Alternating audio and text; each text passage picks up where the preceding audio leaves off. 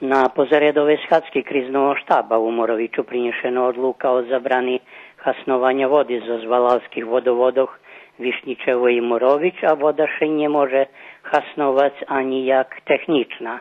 Obezpečení cisterny za vodu, za pic i problem rozrišeni. Zo Zvišničeva modľa za pomoc u vybudovi i otrimovanju haci kolo valala, poneže po teraz angažovani ľudze už premoreni. Vyvoženje statku, treća faza, zo stih valaloh nastavene, a do chljivoh i karmíkoch do Bikiću stihol najaveni statok na čuvanje. Bikićanin čak boli na pomoci na haci u Moroviču, a Anješka do Červenog križu odnješena i nazberana pomoc u valalje za postradalih.